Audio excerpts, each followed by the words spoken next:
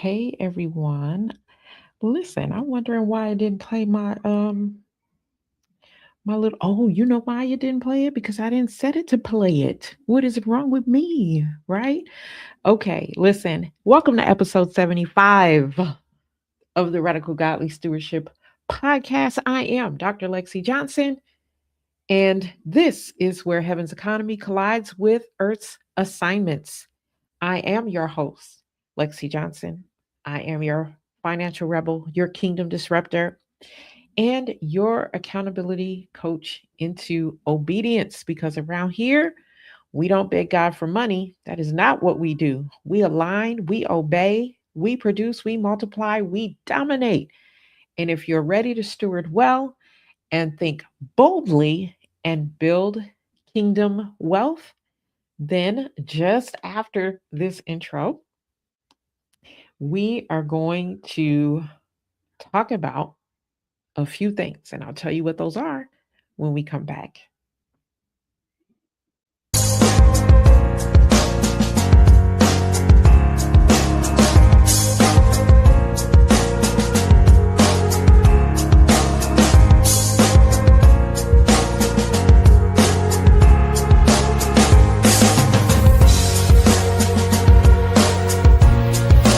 Hey there, welcome saving and investing. And I'm 1 Corinthians chapter 4, verse 1 and 2, saying that financial is not a set forgiveness.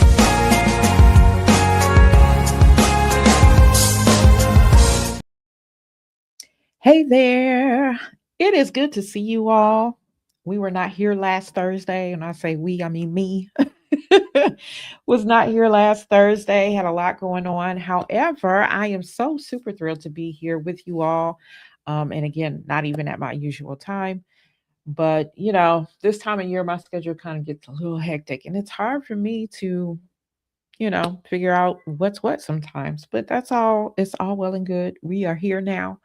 And I want to talk with you all about one of the biggest economic stories in the world that quietly happened, right? A lot of people are talking about a lot of things right now. They are talking about the people who have been in jail for January 6th being released. People are talking about um, the Eastern Conference Championships, Western Conference Championships in basketball. If you follow sports, there's just so much stuff that's going on that people are talking about. But there's some other things that we really need to be talking about. Those of us kingdom citizens who are, wanting to steward God's way and who are wanting to leave legacy. So this happened. I wanted to talk about this last week. So I'm actually a little late to the party. But President Donald Trump traveled to China and he did not go alone. Okay. He brought an entourage of some of the most powerful CEOs in America. He brought tech leaders, finance leaders, aerospace leaders. He brought AI leaders, right? People like Elon Musk, Tim Cook, Jensen Huang, Larry Fink, right? And most people looked at this as just politics as usual. They looked at it as, oh, maybe this is just diplomacy. Some looked at it as this is, just trade theater shenanigans going on. But today, we're going to talk about the real issue, right? Because the real issue is money flow. Now, remember, I entitled this um, episode, Follow the Money, okay? Because this trip was not just political. This trip was very much economic, it was very much strategic, and it is deeply connected to AI, global power, energy, trade. And guess what? It is also connected to your financial future. See, we, like to hear about not that we like to hear about these things. We hear about these things and we don't think it has anything to do with us because it is taking place on such a different level, so on and so forth. But we're going to talk about today how it's affecting us, how it's affecting you. and meat. Okay. We're also going to talk about another headline that people are missing this week, and that is the quiet squeeze that is happening to consumers while the markets remain elevated. Okay. Because while headlines say everything is strong, many households are quietly financing survival. Many households are still in survival mode. Okay. We're also going to talk about something else that's happening quietly, and not a lot of attention is being brought to, is what is going on with oil, right? And this oil shortage that we are beginning to experience and that is going to continue. But before we do any of that, we're going to do our stewardship check in. So let me know who you are, where you are watching from. All right. I love to acknowledge those who take time out of their day to join us, to join me. And so, whether you are here live or whether you are watching the replay, listen, don't hesitate to let me know that you are here. Okay. All right. So, we're going to do our stewardship check in. And for those of you who it may be the first time that you're watching the show, this is just where we ask ourselves some questions relative to how we're stewarding things to help us think about how we're stewarding things. All right. Okay. So, question number one, I want you to pause and ask yourself, are you paying attention to personalities or systems? Right? Because systems move money. All right. Right now, a lot of people are paying attention to personalities. They're paying attention to the personality of the president, personalities of other powerful people. And I'm not here to say whether these people are doing right or wrong. I certainly have my opinion, but it's my opinion. I'm gonna keep it to myself, right? Um, but we start to pay attention to those things more than we're paying attention to the systems that are in place or being put in place. Okay. Second thing that I want you to ask yourself is, do you understand how global economics eventually affects your household? Okay. Because a lot of people don't. They just think, oh, this is stuff that they're handling off somewhere else.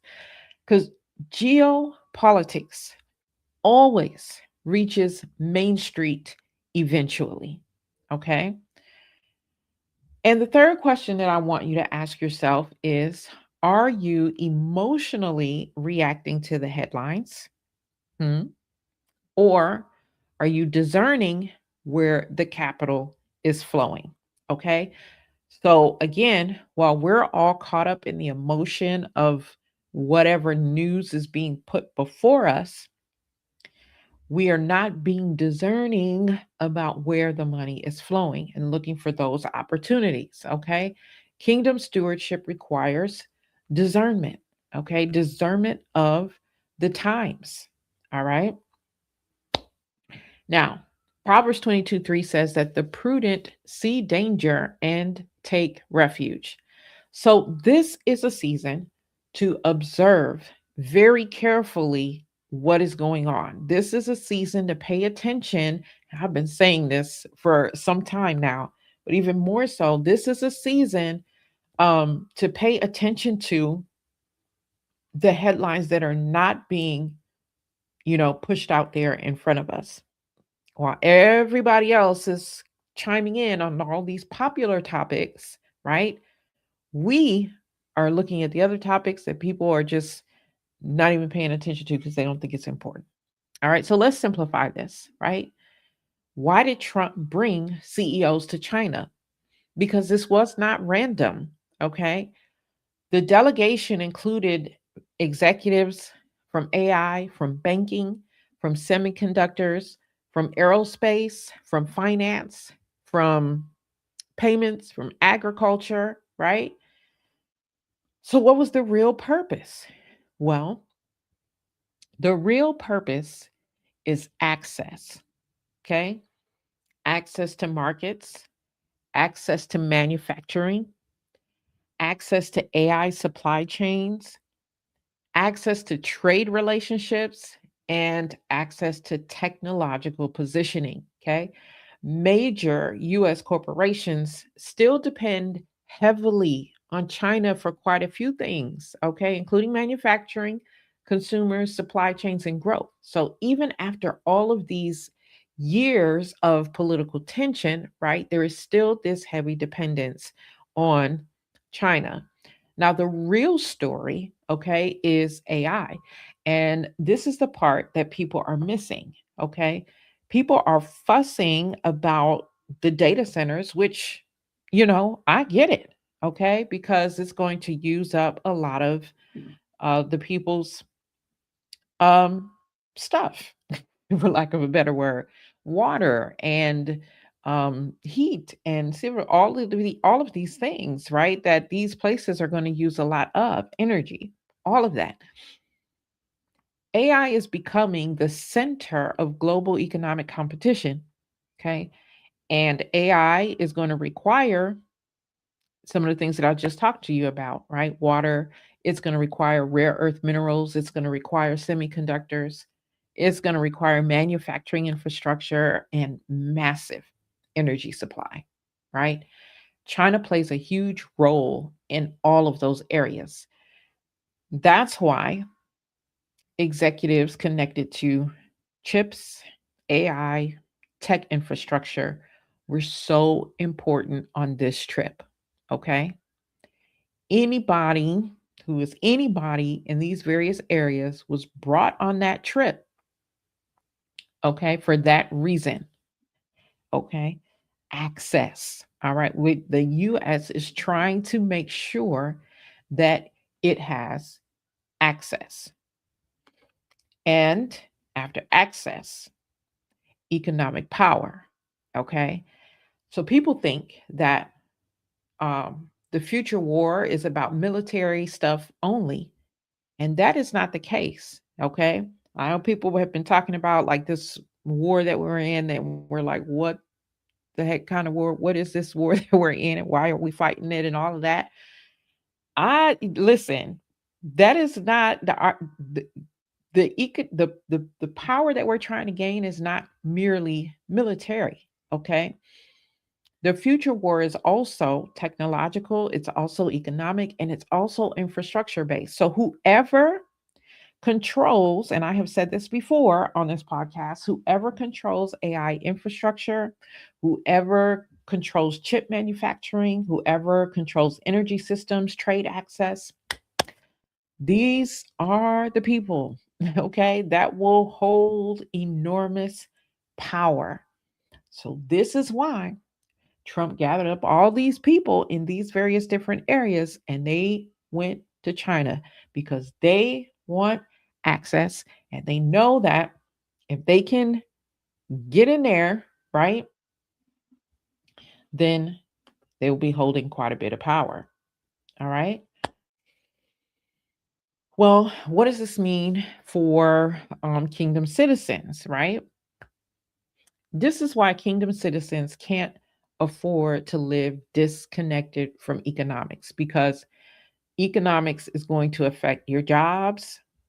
Economics is going to affect prices. It's going to affect investing. It's going to affect the types of opportunities that are available. It's going to affect entire industries. Now, I don't ever share these things so that we can be afraid because we don't have the spirit of fear, right? Um, we are courageous, meaning we move in spite of fear. So we are not called to fear these systems, but we are called to understand them. Okay. We live in this world. We're not of this world, but we do need to understand some things about this world and how it runs. So, what could this mean for our pockets, right? I want to bring this down to like everyday life.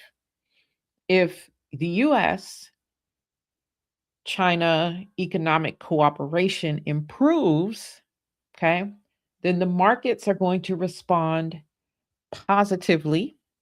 Certain tech sectors are probably going to surge, and manufacturing partnerships are going to expand, right?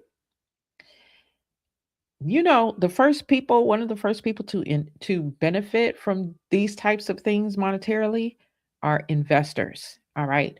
Next week, I want you to stay tuned because next week I am going to be talking about why you need to be an investor in this day and age and right now with everything that is going on. This is not the time to be like, oh, I don't know about that. Oh, I don't know. Right. This is another opportunity for the next set of wealthy people to be born. All right. So, anyway, if the cooperation improves between the US and China, there's going to be a lot of positive things that happen from that. Okay. So, I already mentioned the markets, sectors are going to surge, and manufacturing partnerships are going to expand. Okay. But there's another side, which also means that we're going to have this continued global dependence. We are going to have supply chain vulnerability. We're going to have pressure on domestic labor, and we're going to have increased automation. Now, AI may create profits before it actually creates stability.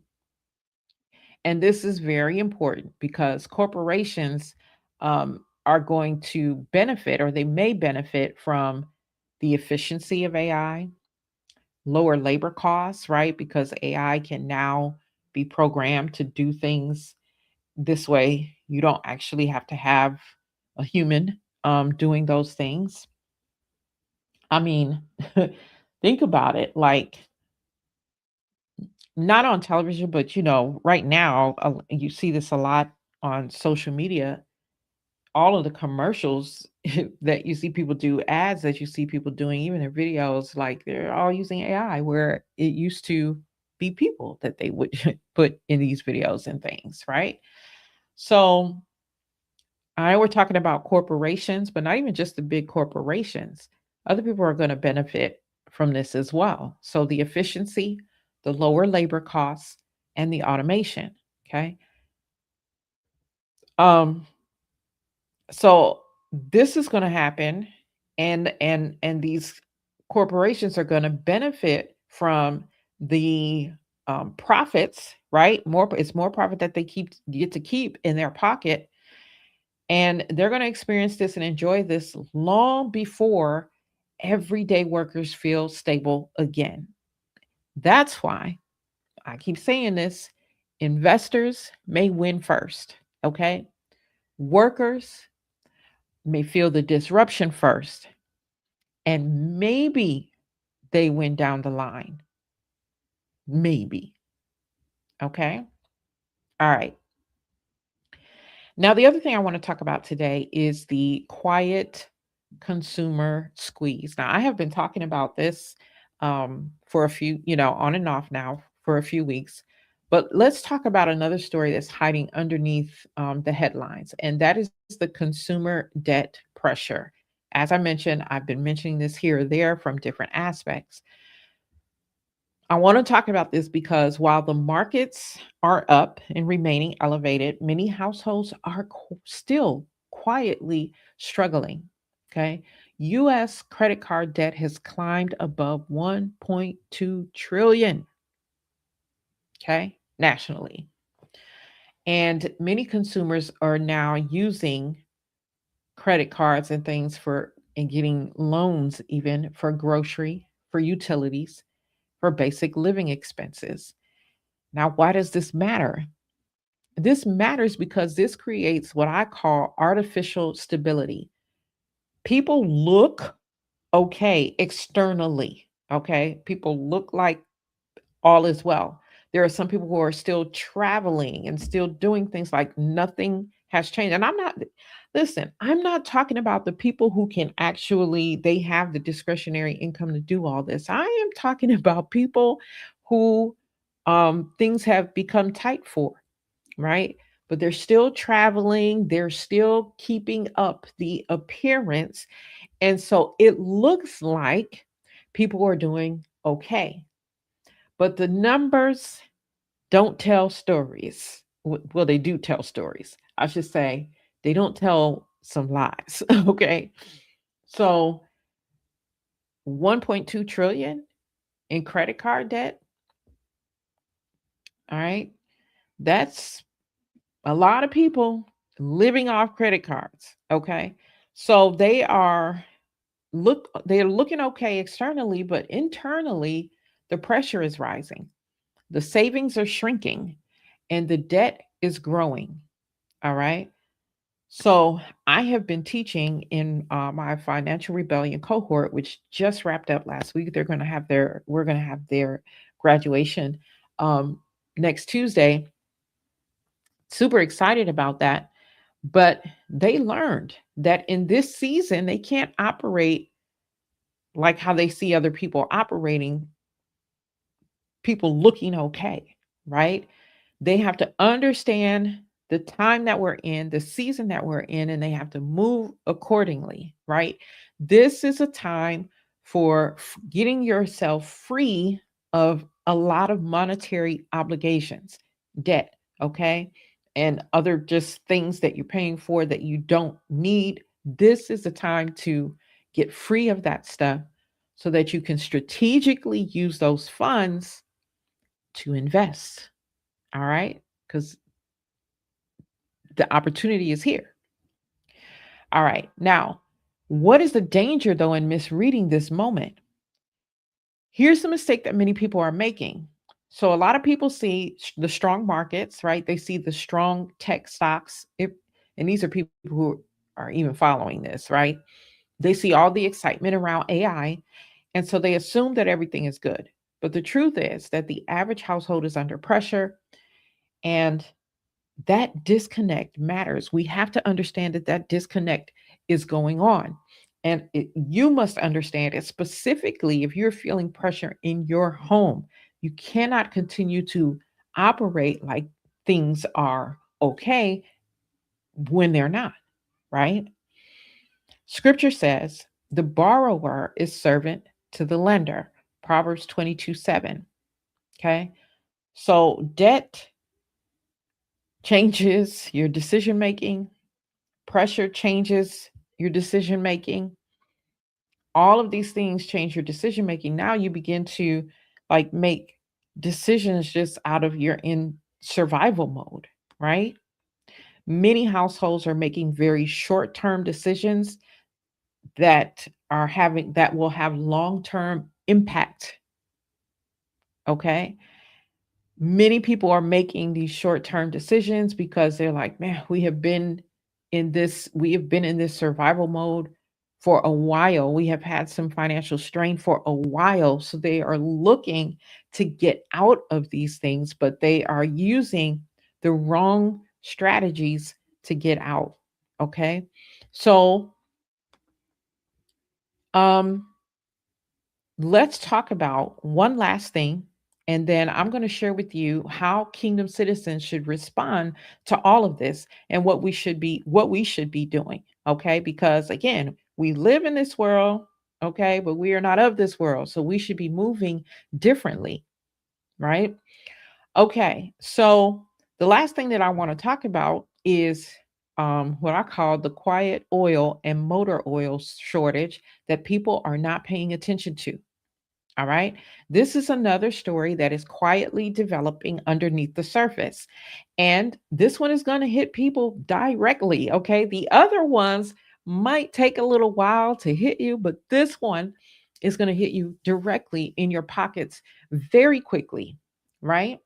So there is growing concern right now around oil supply disruption, synthetic motor oil change shortages, and rising automotive maintenance costs. Okay. Hello. Right.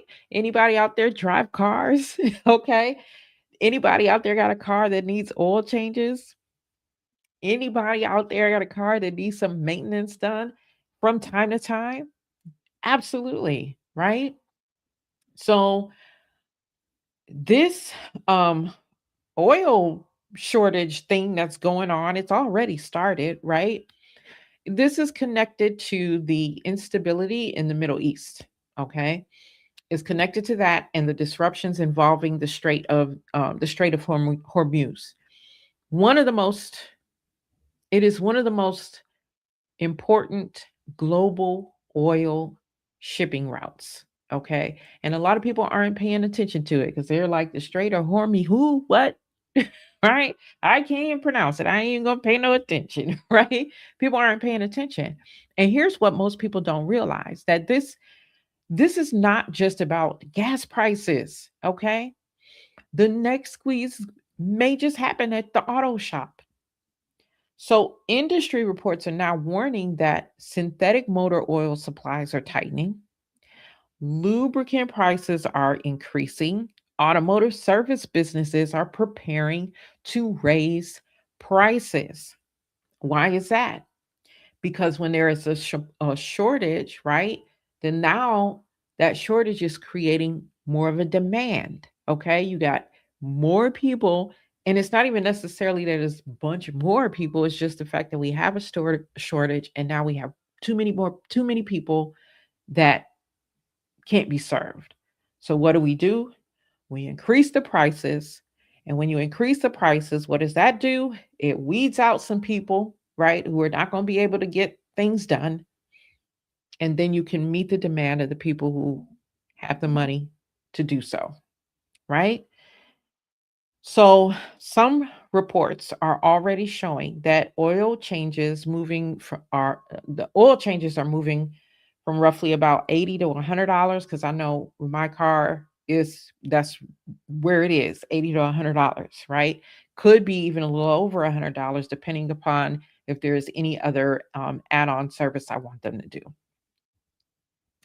But that's about right, right? Most oil changes are anywhere from $80 to $100, and now it's going to move to $100 to $120, or maybe even more in some areas. Okay.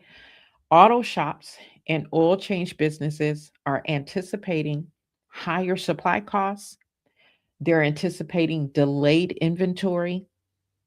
They are anticipating reduced availability of certain oil grades.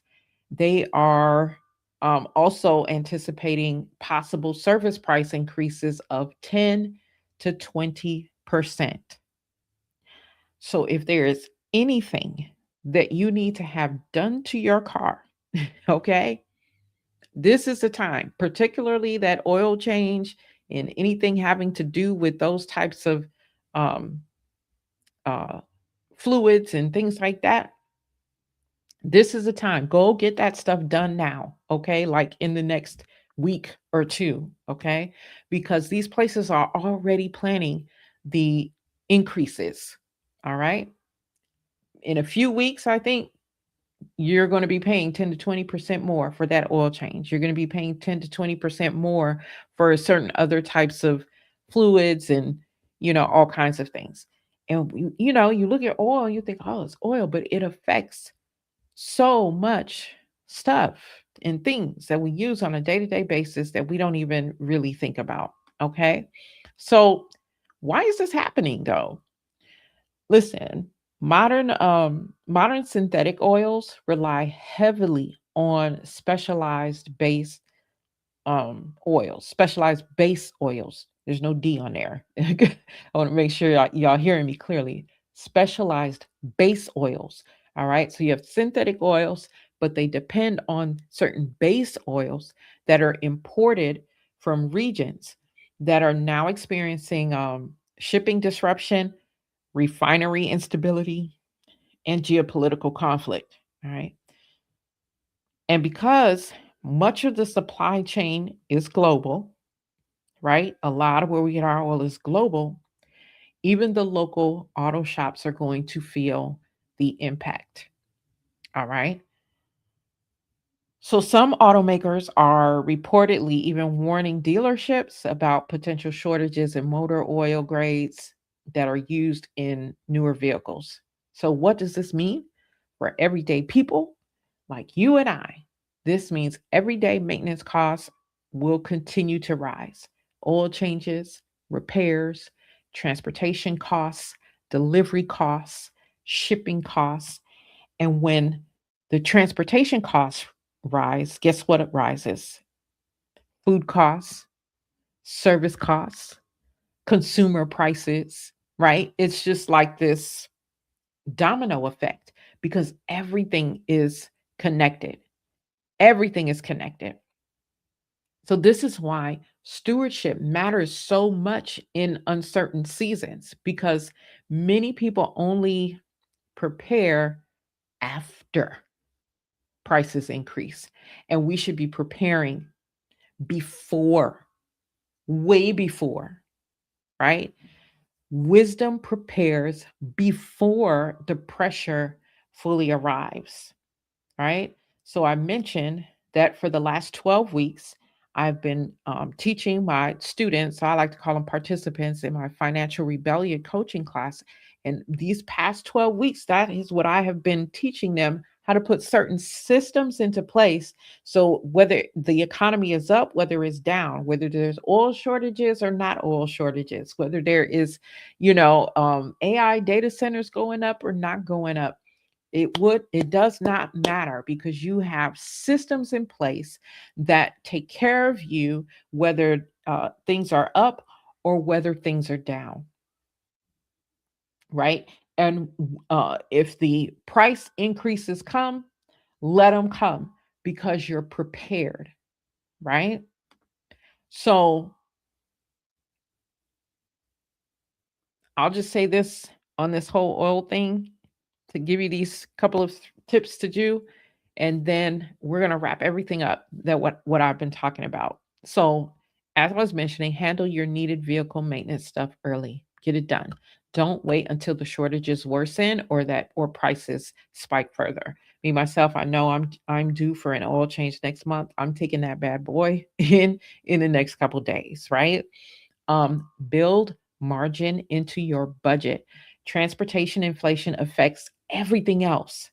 You just heard me talk about that, okay? From groceries to all kinds of things that transportation inflation affects. So, this is not the time to be out there still trying to look good, still trying to do all the traveling, going out with friends and all this stuff, still trying to pretend like you got it going on. This ain't the time for that. Let me tell you something. Wealthy people, okay? Even wealthy people, some of them, I won't say all, but even wealthy people are tightening their belts in this time, and they have funds, okay? So if they are doing it, how much more should people who don't really have that much discretionary be doing the same thing? All right. So build margin into your budget. What do I mean? You just, look and see where, okay, you know what? We really don't need to be doing this right now. I don't really need this subscription. We don't really need to go out to eat 4 times a week. We don't really need to, where can you begin to, save some money, right? That you can put aside and be prepared for these increases. Okay. What services do you have now, like your cell phone service or your um, internet service or whatever? Where can you get the same level of service, but for less? Where you can take that the money that you save and build a margin into your budget. Because if you are waiting for these prices of things to come down, they are not coming down. They're not. Not with this oil shortage coming, not with, they're just not coming down. Okay. All right. And I said oil shortage coming, it's actually already here. All right. By the time they start talking about this in the news, it's too late. Like by the time they start really talking about it, when you're going to hear all of the stories coming about it, it's too late. Okay. All right. The next thing that you have to do is reduce any unnecessary financial pressure. And this is what I was just talking about, right? The tighter the economy becomes, the more flexibility matters in your finances. Okay. So, whatever you don't have to be doing right now financially, don't do it. Okay. The fourth is pay attention to supply chains. Now, kingdom citizens should understand we should understand what moves economies. We should understand what disrupts economies and how those disruptions eventually reach households. This is all a part of stewardship. Okay. So let me connect this for you guys. This is another example of what we've been talking about repeatedly, right? That the system is interconnected. So war, when there's war going on, it affects energy, right? We've talked about this in some episodes way before. If you want to catch previous episodes, you can do that on our YouTube channel at Money Mastery for Her 54. And that's the number 4 and the number 54. All right. At Money Mastery for Her 54. So we've been talking about this, right? That the system is interconnected. War affects energy, energy affects transportation, transportation affects prices, and prices affects households. That's you. That's me. Okay. And most people don't notice this chain reaction until it's too late. This is what I'm saying. I'm telling you now about this, oil thing that's going on and how you need to prepare. When they start talking about this a whole lot in the news, it is going to be too late. Okay. You will then be considered being reactionary versus being proactive, right? So that, and typically, like I said, most people don't notice the chain reaction until their wallet gets hit.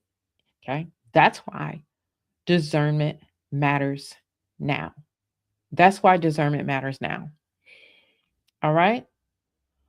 So these things that we have talked about, we talked about why Trump took all those important CEOs, or if you think they're important or whatever the case may be, important can be relevant, but he took all them CEOs with him to China last week. We talked about why that was. That was for access. Okay.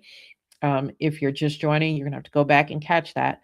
I'm just kind of doing a wrap up. So we talked about that. Okay.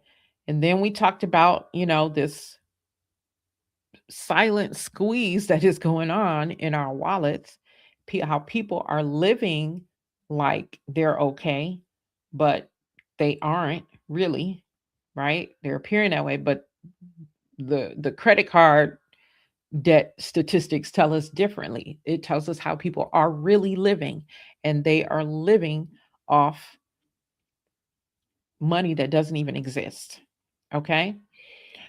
And that is a problem. Even for our country, that's a problem. They have all this debt, and then they go create more money that doesn't even really exist. Wild. Anywho, um, how should we respond as kingdom citizens? Well, number one, follow the money flow, not the noise. Okay. Too many of us are following noise. This is probably something I say week in and week out. Those of you who watch me every week probably get tired of me saying it. But I have to keep saying it because we're not doing it, right? So we need to follow the money flow, not the noise that they want you to pay attention to. We should be studying, okay? Write this stuff down. You should be studying infrastructure right now. You're, I don't really care about any of that stuff. I'm not interested. I don't want to read. I don't want to hear about that, because you rather, listen to mindless videos on what celebrity is with whatever other celebrity, and who's cheating on who, and y'all want to be who's having a baby for who, and who was in court with who. Y'all want to listen to all of that, but y'all need to be studying this stuff right here. Study infrastructure, study energy, study AI, study logistics, study healthcare, study demographic shifts. Why am I telling you to study these things? Because I'm telling you to follow the money. This is where the opportunities are. People want to complain about, oh, it's just hard. I can't make money, this and that. You're not following the money flow. You're not studying the things that you should be studying, so that you know where the opportunities are, and so you can create those opportunities for yourself. Okay. So I'm telling you what they are today. I'm telling you the areas where you need to be checking into and studying and finding opportunities in: infrastructure, energy, AI, logistics, healthcare, demographic shifts. That's what you need to be looking into. And I'm not saying you need to, this is not about work, right? Oh, move from in this industry to get into another industry. I'm talking about investing. Study these areas and invest. Okay. Next week, I'm going to talk more about um, investors and why investors win in these types of situations. Okay. History has done this over and over and over again. And it's like, when are you going to get it? Right? When are you going to get it? and be that. We'll talk about that next week. All right. What else should we do, or how else as kingdom citizens should we respond? Build financial flexibility. Okay. Margin matters. You should be really stocking up your beefing up your emergency fund and other savings and things that you have for cushion. That's what you should be doing. Okay. Not trying to pretend like you got it all,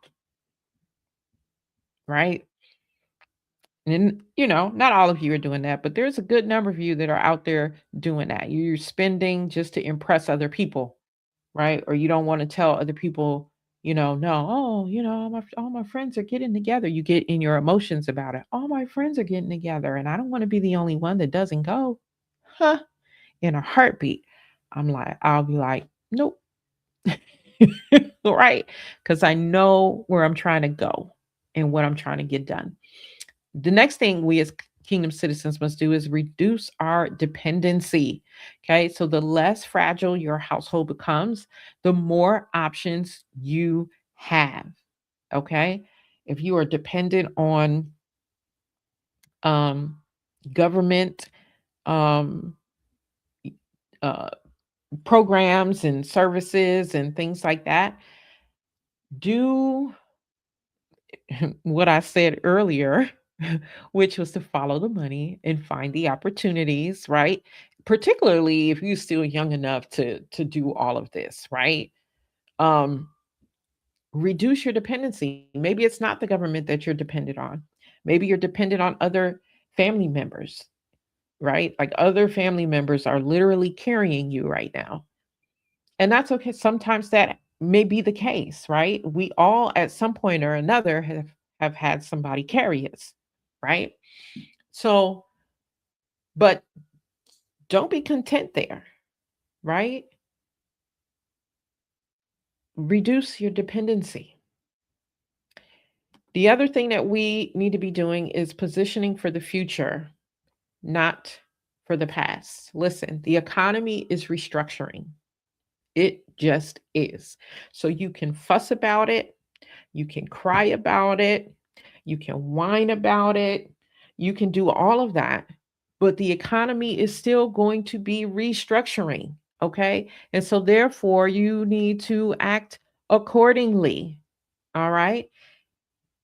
Hey, Denise, good to see you. Thanks for joining me all the way from Puerto Rico. It's been many, many, many years. Good to see you. All right. So, act accordingly. All right. Position yourself for the future, not the past. All right. And then finally, but probably the most, not probably, it is the most important, is to stay grounded spiritually. Okay. No matter what is being said in the news, it, this podcast, we're talking about finances. No matter what is being said about the economy, stay grounded spiritually. I promise you that if you are in right standing with the Lord, if you are in right relationship with the Lord, if you are you've gotten rid of all of that clutter in your mind about a whole bunch of other things where you can commune with him day in, day out, he will help you get prepared for these things. You don't have to be a financial expert, okay? Like, and you don't have to follow all of this stuff like I do because this is what I do, right? You don't have to necessarily be a financial expert who knows these things, forward and backward. If you have a relationship with Yah, he will order your steps. You may not know why you're taking the steps you've taken, but he will order your steps. So he will take care of you. Okay. All right. Well, if this episode is helping you to think differently, then it's time to build differently. And that is why I wrote my book, Stop Begging God for Money. This book is going to help you break passive financial thinking. It's going to help you understand kingdom stewardship. It's going to help you move from survival to strategy. Okay. And so, if you would like a copy, if you would like to do those things, right? If you would like to, um, do a lot of things that I was talking about in this podcast today in terms of following the money flow, then get your copy and you can get it at authorlexijohnson.com, authorlexijohnson.com. You could also get it on Amazon or anywhere online where books are sold. But if you know, you know, get it from my website, authorlexijohnson.com. Listen, this is what I want to say in order to wrap this up. People who build wealth in transition seasons, they're usually not the loudest people, okay? They are the people paying attention while everybody else is distracted by whatever the media wants you to pay attention to. This is a season where wealth can transfer from the wicked to the righteous if you're paying attention to the right things. Okay. A lot of people think that, oh, the people who are got wealthy, they just is they got lucky, they, whatever, they had a windfall, they were born into it. No, it's none of that. They stayed alert, they stayed disciplined, and they stayed positioned. That's what they did. And you can do the same thing. Okay. Stay alert, stay disciplined, stay positioned. All right. So that's a wrap for today's episode of the Radical Godly Stewardship Podcast. I am Dr. Lexi Johnson, reminding you to produce, multiply, dominate. I'll see you next time. Thanks for joining. Bye.